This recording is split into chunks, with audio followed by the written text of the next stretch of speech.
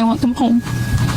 What happened was we woke up, I heard them playing in the next room beside us, and I was drifting in and out of sleep, and they're not the type of kids that we tell them not to go outside on their own. We always make sure that we're out there with them, watching them, and they happen to just get out that sliding door, and we can't hear it when it opens, and they were outside playing, but we weren't aware of it at the time, and the next thing we knew, it was quiet, and we get up, and I tell him, my partner, Daniel, I tell him, do you hear the kids? And he says, no, and we get up instantly, we're looking outside, we're looking everywhere, yelling for them, and I instantly just call 911.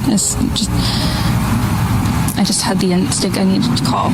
A fundraiser meant to help missing children, now surrounded by suspicion, silence, and pain.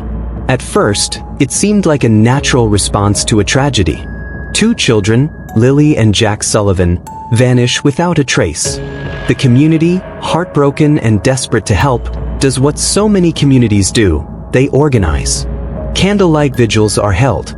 Posters go up in every window. Social media floods with hashtags and heartfelt pleas. And then, within just a day, a fundraiser appears. A GoFundMe page.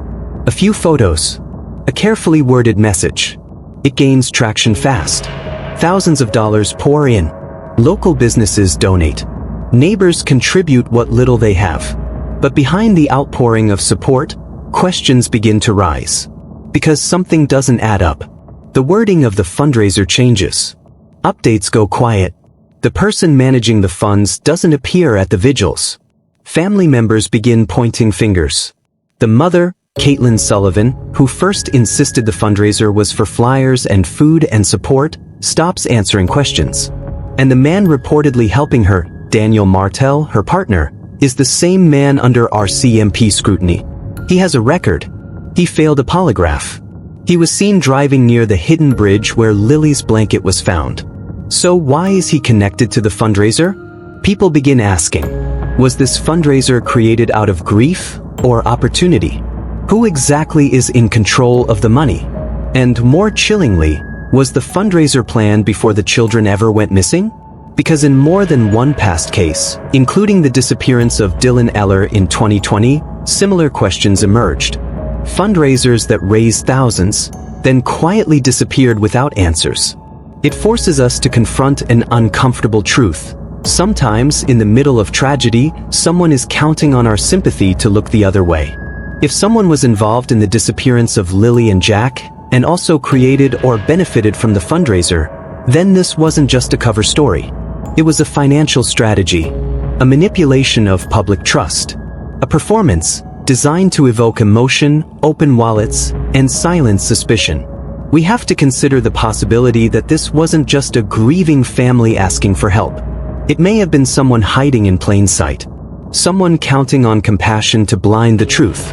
And if that's true, if the money raised was never meant for searches or support, but to fund an escape, to pay off silence, or to profit from pain, then we're not just looking at a disappearance.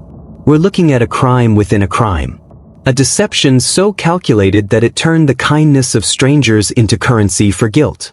If we don't start asking who created the fundraiser, who benefited, and where that money really went, we may never understand what really happened to Lilly and Jack.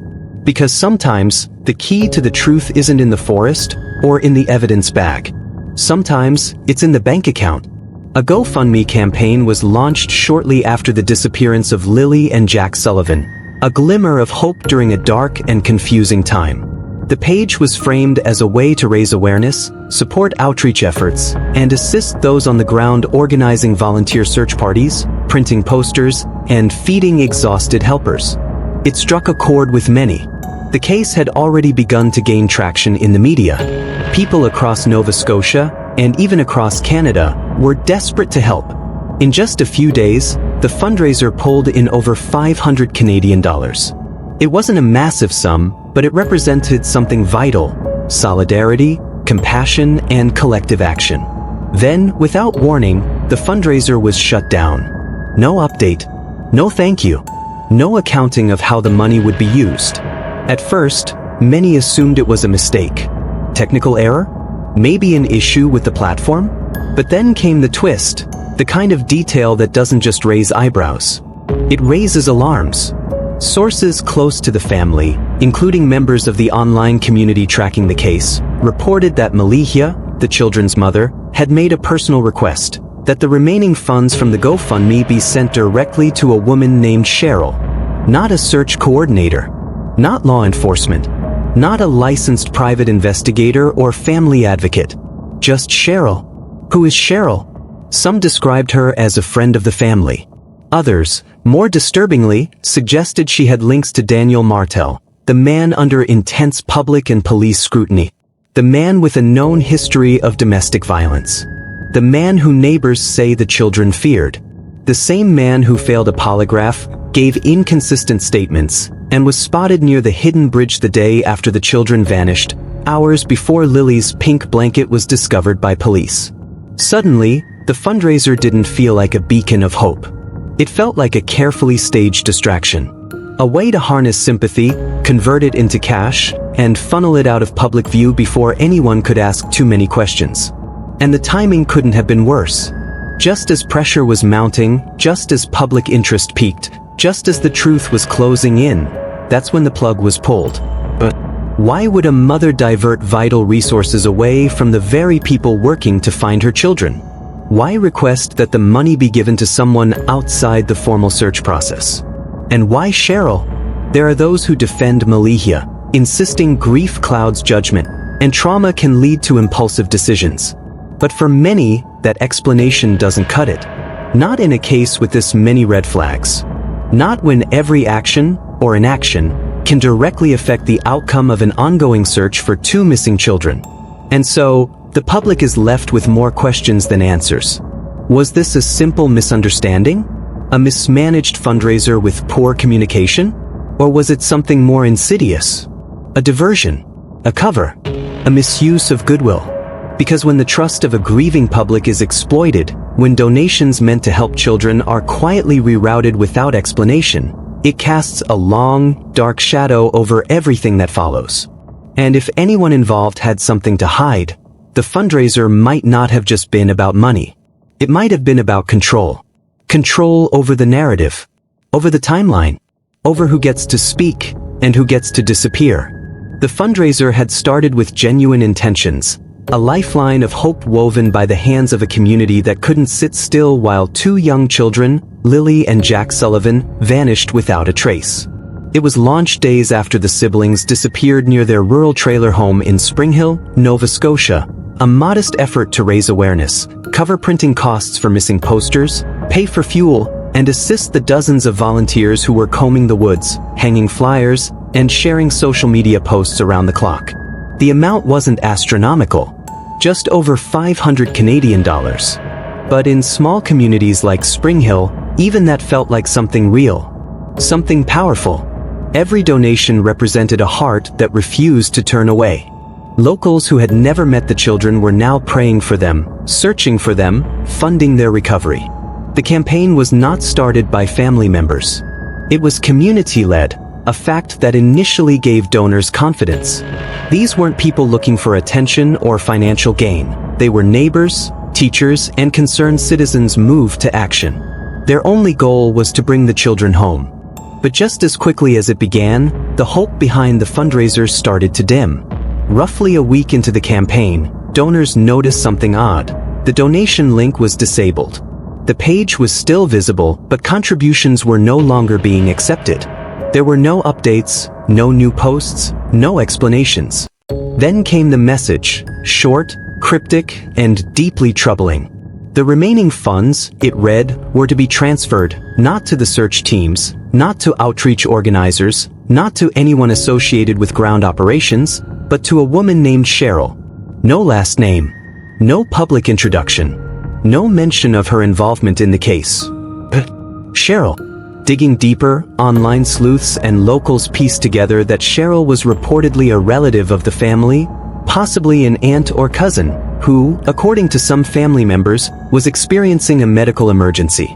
That detail, vague and unconfirmed, was the only rationale offered for why a campaign created specifically for missing child awareness would suddenly shift its funds toward a personal medical cause. There was no transparency, No donor consent. No receipts. Just silence. For many, that silence said more than words ever could. Because the fundraiser had a stated purpose, and it was not to fund private medical needs. It wasn't for groceries. It wasn't for family comfort. It was for the children. Their faces. Their names. Their search.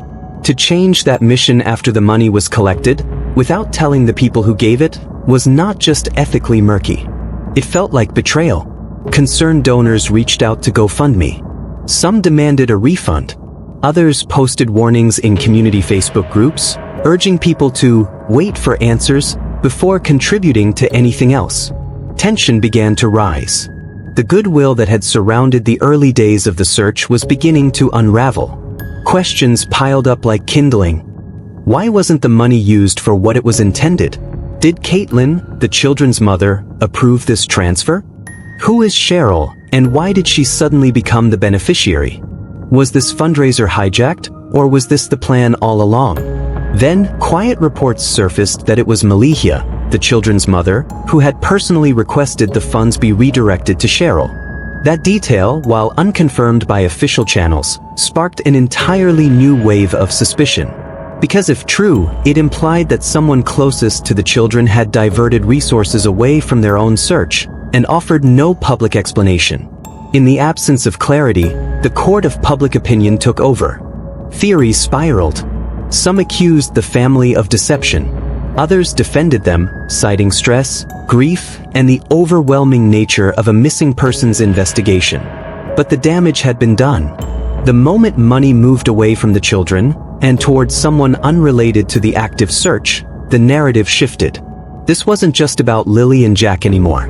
It was about accountability, integrity, and whether the community had been used. Even if the transfer was made in good faith, even if Cheryl was truly in need, the timing was catastrophic. Every dollar, every resource, every bit of attention was supposed to be for 2 missing kids. And now it wasn't. Worse, there was no paper trail. No transparency. No breakdown of expenses or justification for the redirection. Just a closed campaign, a withdrawn sum, and an eerie quiet that left donors feeling abandoned. To some, it became symbolic of a larger problem with the case. The sense that not everything was as it seemed.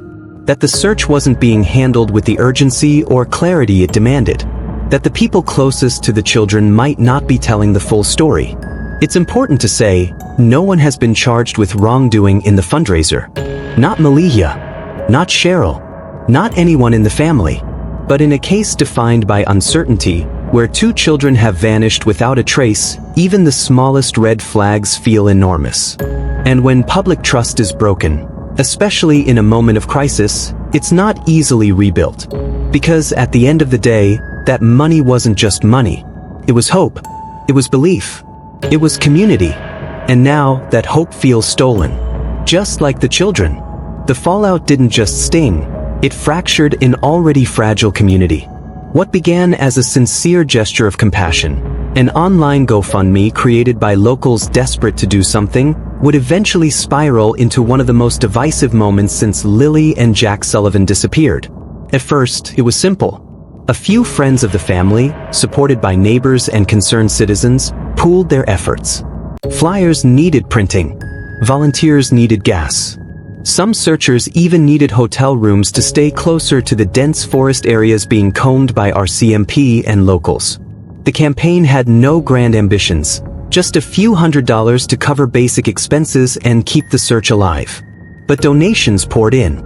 Over 500 Canadian dollars raised in under a week, from people across Nova Scotia and beyond. Some givers included small notes. For Jack and Lilly, please don't stop searching, every child matters. And then, the fundraiser stopped. Abruptly. No clear announcement. No formal update. Just a quiet pause on donations and a confusing, deeply unsettling message, requesting the remaining funds be rerouted to a woman named Cheryl. That name, for most donors, meant nothing. She wasn't listed as an organizer. She had no public role in the search. She wasn't mentioned in interviews or tagged in social media appeals. All people knew was that Cheryl was reportedly related to the children's mother, and that she may have been facing health issues. But what did that have to do with missing children? Suddenly, the campaign's original purpose, supporting search and rescue efforts, seemed compromised. Supporters felt misled, and in the vacuum of trust, rumors began to thrive. Some speculated Cheryl was manipulating the situation for personal gain. Others believed she was being used as a cover for transferring funds elsewhere. Whispers of mismanagement became louder. Talk of the mother's behavior, already under scrutiny, escalated into outright accusations. Was this really a logistical mistake? Or was it a bait-and-switch? The campaign organizers were thrown into chaos. Internal messages between volunteers, some leaked online, suggested disagreement over who approved the transfer. A few alleged they'd been pressured by family members to quietly move the money. Others claimed they tried to stop it but were overridden. At least one community member, who had been involved in early coordination, threatened to go public unless the funds were frozen. By the weekend, dozens of donors had filed refund requests. Comments on the fundraiser page turned hostile. One user wrote, "You asked for help to find 2 missing kids, not to cover someone's hospital bills. This is disgusting." Another, "I donated in good faith. Give it back." And the damage didn't stop there. The story broke through into local media. Reporters contacted GoFundMe. A CBC News blog mentioned the controversy. Police were asked, informally, if the misuse of funds constituted a crime. The RCMP responded, no criminal investigation was underway. But by then, the reputational cost was irreversible. Offline, the tension echoed louder. One woman reported that flyers of Lilly and Jack had been torn down near a grocery store. At a school fundraiser, parents reportedly argued over whether the family should have been trusted at all. In small towns like Spring Hill and Truro, these kinds of stories don't fade quietly. They stick. They fester. And the saddest part? The search momentum faltered. Before the fundraiser collapsed, dozens of volunteers were turning out for weekend grid searches, river sweeps, and distribution of flyers. Local businesses were offering coffee, water, and parking. Media coverage was intense. After the controversy, the energy dulled. Fewer boots on the ground. Less press. More side-eye and silence. People stopped showing up, not because they didn't care, but because they didn't know who to trust. And behind every argument, every accusation, every tweet, were 2 children still missing. Lilly and Jack didn't deserve this. They didn't choose the dysfunction. They didn't ask to become the center of a scandal. But once the fundraiser's purpose was questioned, and the funds redirected without transparency, it was no longer about them. It became about grown-up politics, deflection, and ego. And in that distraction, real time was lost. So today, people are still asking, where did the money go? Why was it diverted? And more importantly, where are Lilly and Jack Sullivan? This isn't just about money, it's about the erosion of trust in a time when unity should be unshakable. In cases of missing children, communities don't just respond with sympathy, they mobilize with urgency. People donate not because they expect something in return, but because it's one of the few tangible ways they feel they can help. It's their way of saying, we see you, we care, we will not let this happen in silence. So when the GoFundMe was launched in the days following Lilly and Jack Sullivan's disappearance, it was embraced not with skepticism, but with hope. It was created by local residents, not the family, who wanted to do something, anything, to support the search efforts. The goal was straightforward: print flyers, expand the digital reach, and give volunteers the resources they needed to keep the momentum alive. Donations came in slowly but steadily. Over $500 Canadian was raised, not a massive sum, but more than enough to fund printing, fuel for search teams, and potentially even billboards or professional distribution tools. But within just days, everything changed. Without a public explanation, the fundraiser was quietly deactivated. Donors noticed. Questions started circulating online. And then came a revelation that ignited outrage. The children's mother, Malehya, had allegedly requested that the remaining funds be transferred to Cheryl, a woman not publicly known to be involved in the search in any capacity. Cheryl, some claimed, was a relative dealing with personal health issues. That money, originally intended to help find 2 missing children, was now reportedly being diverted to assist with unrelated medical expenses. And suddenly, the narrative shifted. This wasn't just about a fundraiser anymore. It became a case study in what happens when transparency is lost in a crisis. The emotional blow to the community was severe. Parents who had donated out of fear and empathy now felt misled. Volunteers who had spent hours putting up posters questioned whether their efforts were being undermined. People who were once vocal advocates went quiet.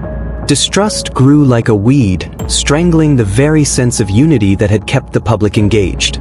There were no formal charges, no legal notices, technically, no crimes.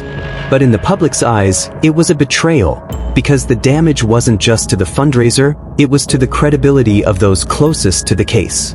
And in a missing persons investigation, credibility is everything. The moment public trust begins to waver, so does public participation. Leads dry up, volunteers dwindle, assumptions shift.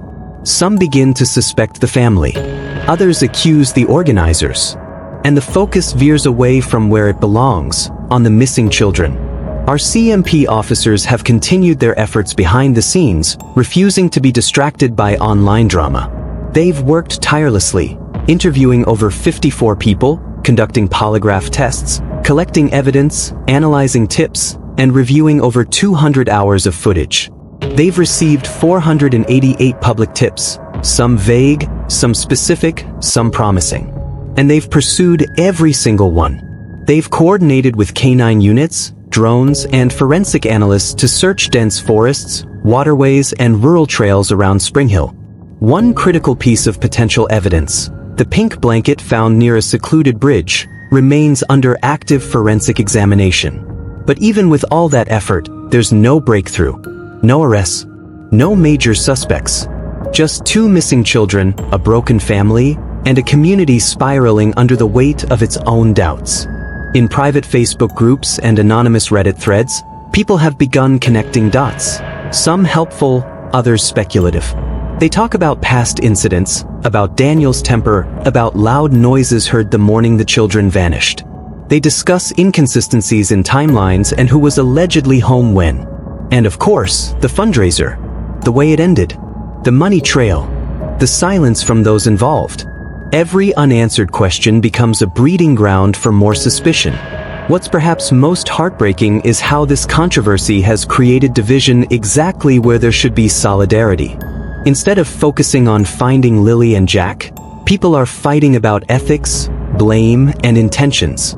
Instead of sharing their faces, their names, their last known whereabouts, many are now more interested in the drama surrounding the fundraiser and what it might reveal about those involved. This isn't just a subplot. It's a symptom of something deeper, a fracture in the collective response, a moment when faith faltered. And yet, the clock keeps ticking. Every day that passes is another day further from answers. Another day the children remain missing. And for investigators, for those truly invested in this case, the stakes couldn't be higher. Because what happened with the fundraiser isn't just about optics, it's about whether people will still care enough to keep searching, to keep reporting, to keep watching. In the eyes of the public, the disappearance of Lilly and Jack is now entwined with questions about money, motives, and misplaced loyalty. And that's a dangerous distraction, because out there, somewhere, are 2 children who vanished without a trace. No screams, no signs of struggle, no footprints, just a pink blanket and a growing list of suspicions. This case needs clarity. It needs truth. And more than anything, it needs unity. Because if a community can't stand together in the face of tragedy, then who will speak for the children still missing in the dark? And if we let the noise drown out the signal, if we let the drama overshadow the desperate need for answers, then we fail them. And we fail ourselves.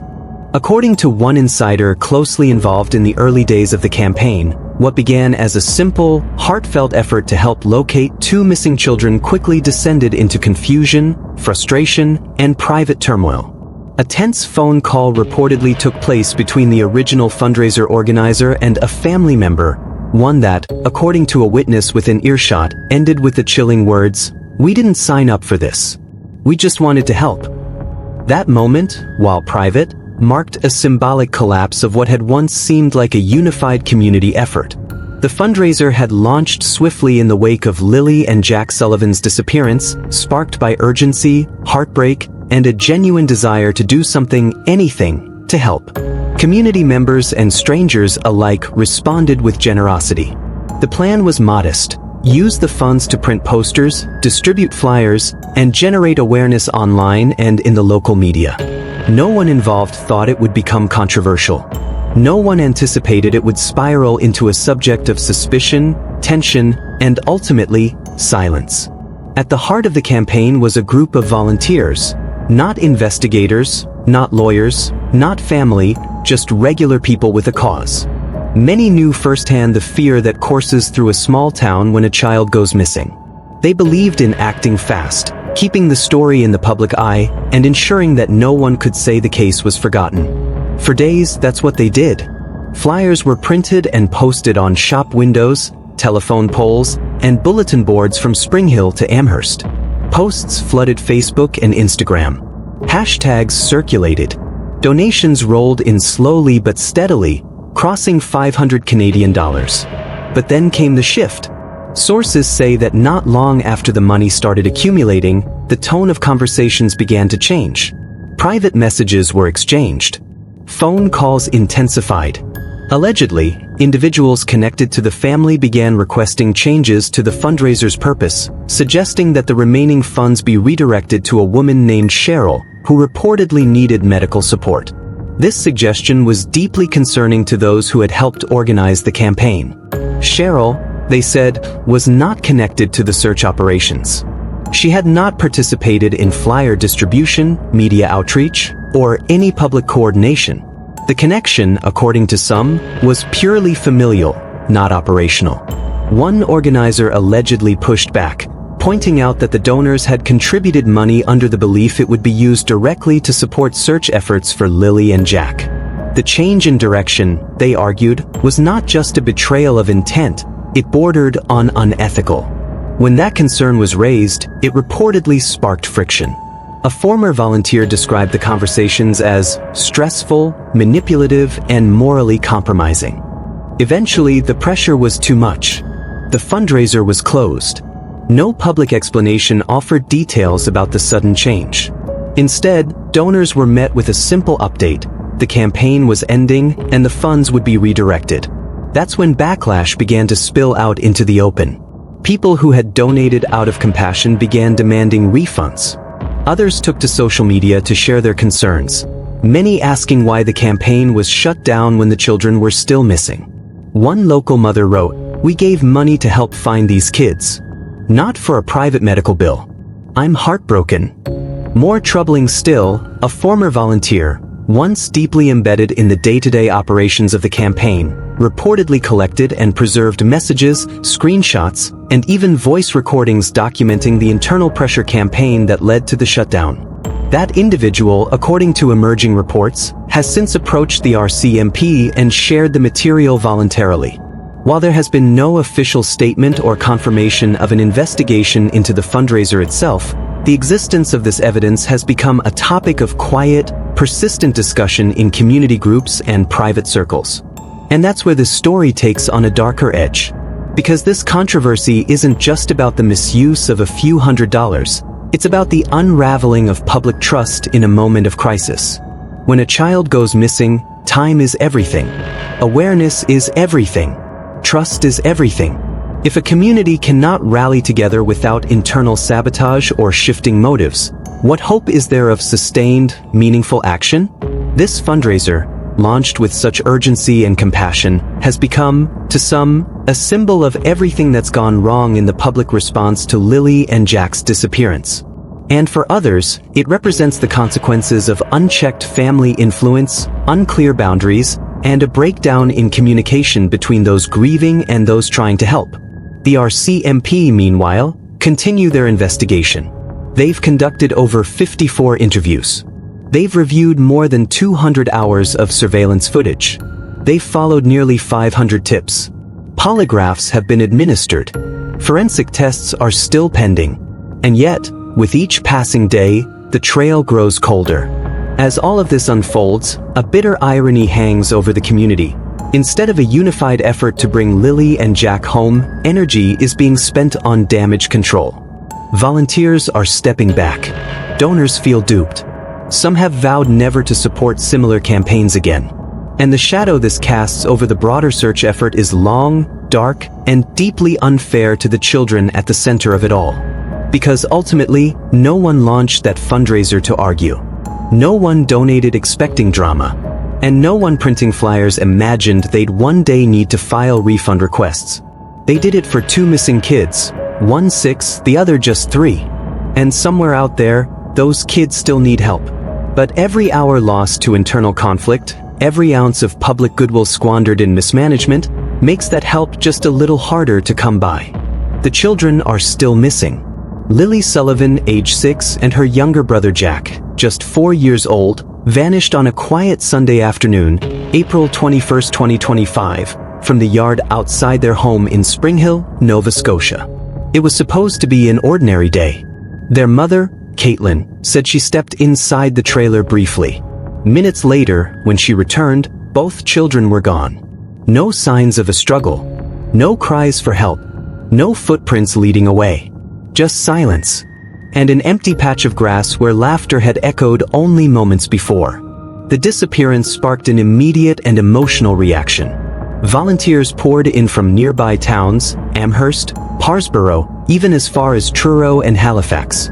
Search dogs were brought in. Drones took to the skies. The RCMP launched an extensive investigation. Over 54 people interviewed, multiple polygraph tests conducted, 488 tips received and reviewed.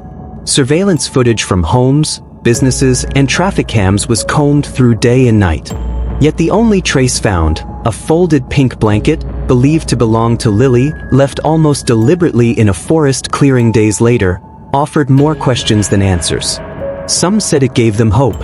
Others felt it was a message. In the midst of this collective grief and growing fear, the community rallied. Local businesses posted flyers. Schools held moments of silence. Prayer circles formed. And online, a small GoFundMe fundraiser was created by a group of concerned citizens, not the family.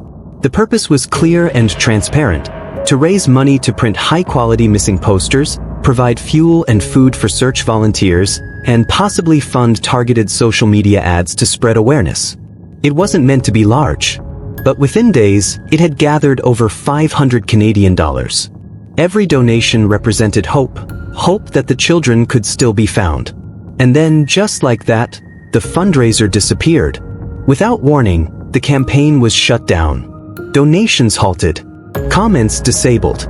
Then came a baffling update. The remaining funds would be rerouted, not to the search effort, but to a woman named Cheryl, who was reportedly a family member facing medical issues.